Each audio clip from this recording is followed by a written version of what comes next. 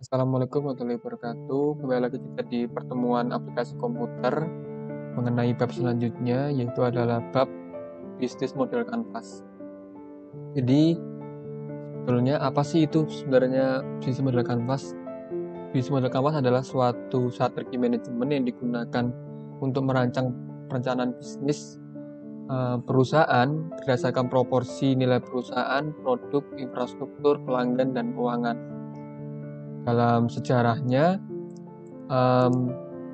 bisnis model kanvas itu diciptakan oleh Alexander Osterwalder pada tahun 2006, yang dimana bisnis model kanvas menjadi salah satu strategi manajemen yang populer di kalangan bisnis dan sering dipelajari di tingkat pendidikan hingga ke universitas.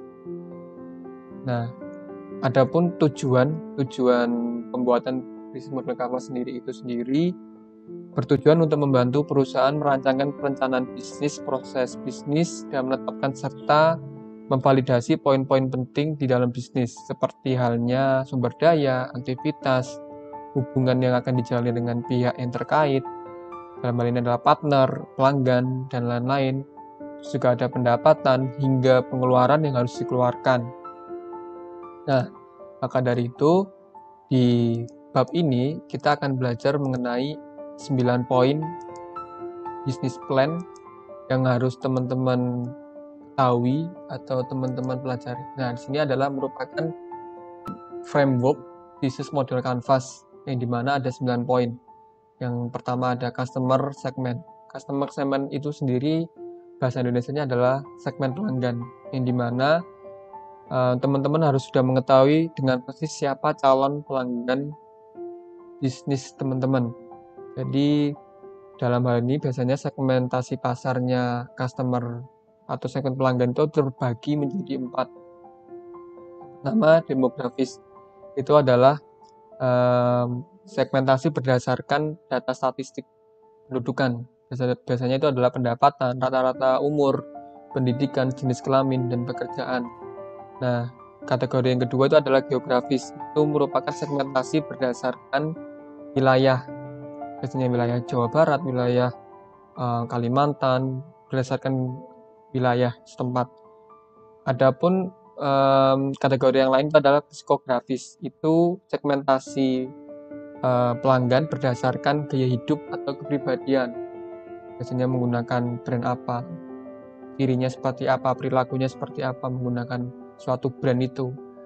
Dan yang terakhir, perilaku. Nah, kategori perilaku ini adalah pengetahuan atau sikap pemakaian terhadap produk tertentu.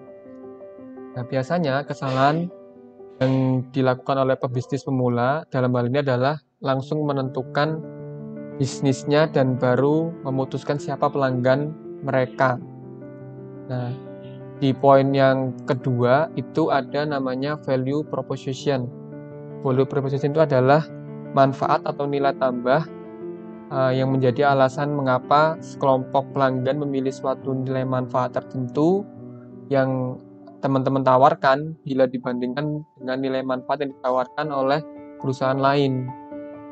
Biasanya value proposition itu harus mampu menjawab pertanyaan seperti nilai tambah apa yang kita tawarkan ke pelanggan, seperti permasalahan pelanggan mana yang ingin diselesaikan, dan seperti apa kebutuhan pelanggan yang tidak harus kita penuhi.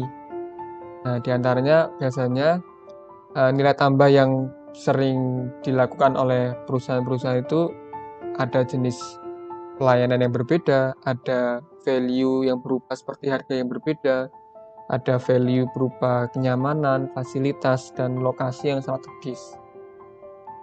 Nah, di poin yang ketiga itu ada channel.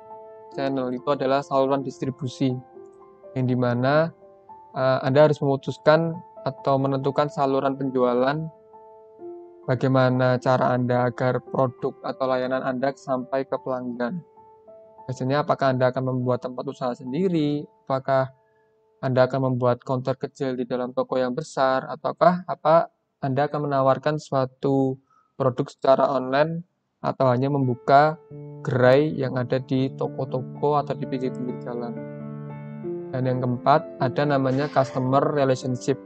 Customer relationship itu ada cara untuk menambahkan jumlah konsumen dan untuk mempertahankan konsumen agar terus setia dengan kita, dengan membuat hubungan yang baik tentunya dengan pelanggan.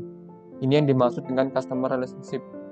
Jadi customer relationship itu adalah suatu wadah yang terus berhubungan dan semakin mempererat hubungan dengan pelanggan kita.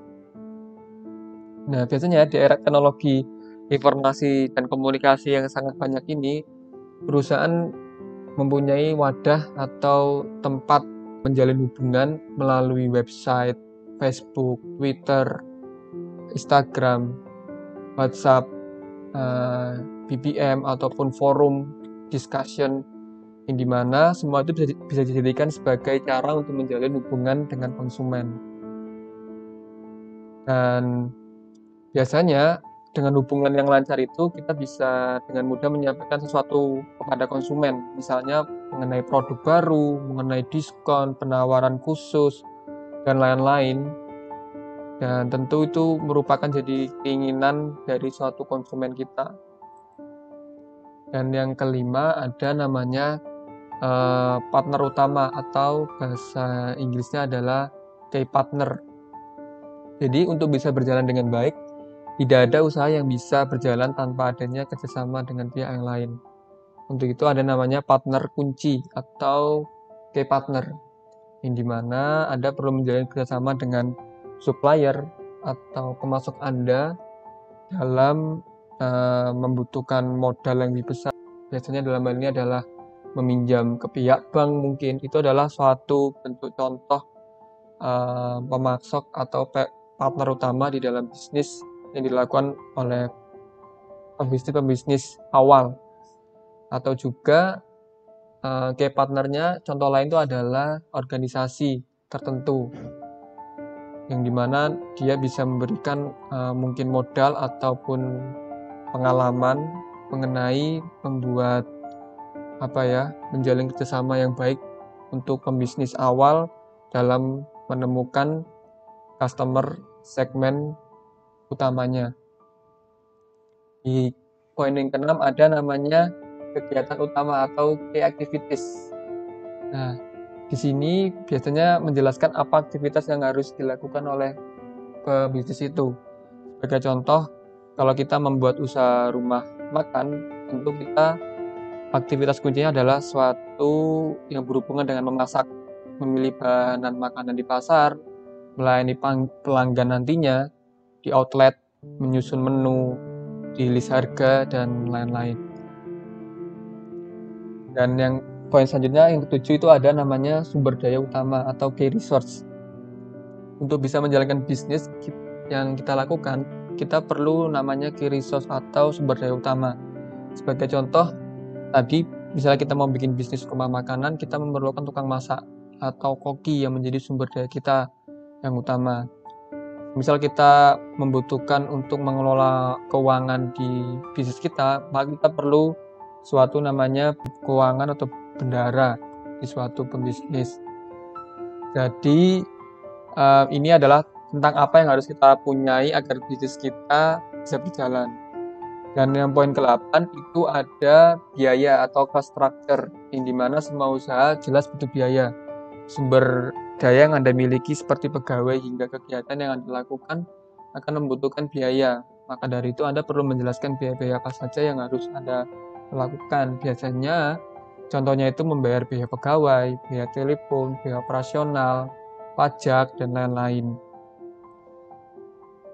Dan poin yang terakhir itu ada revenue stream atau pendapatan, yang dimana dari semua hal di atas ini merupakan kerangka yang paling penting bagaimana rencana bisnis teman-teman nantinya untuk memperoleh penghasilan.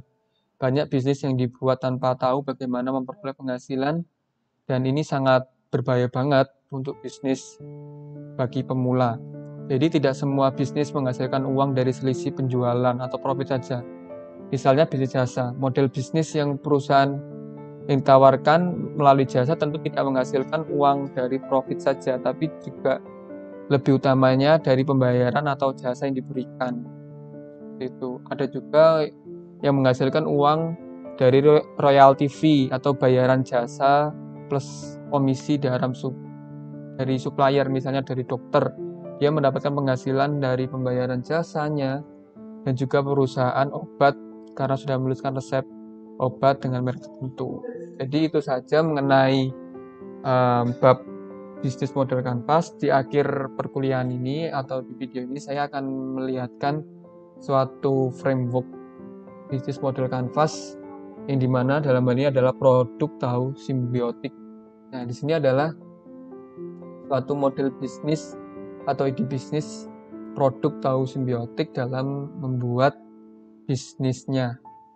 Nah, mungkin setelah melihat video ini teman-teman nantinya akan belajar membuat suatu bisnis model kanvas yang dimana teman-teman akan dibagi menjadi beberapa tim, yang dimana setiap tim akan membuat suatu ide bisnis yang dituangkan di dalam satu lembar kerja atau satu lembar AVS yang terdiri dari 9 blok poin ini.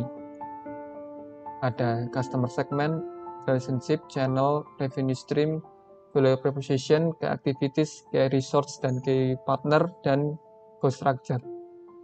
Oke, mungkin itu saja dari saya mengenai bab bisnis model kanvas. Semoga bab ini bisa membantu teman-teman dalam membuat ataupun menyusun suatu ide bisnis model kanvas nantinya bersama tim yang sudah dibagi. Mungkin itu saja dari saya. Terima kasih untuk waktunya. Akhir kata dari saya, wassalamualaikum warahmatullahi wabarakatuh.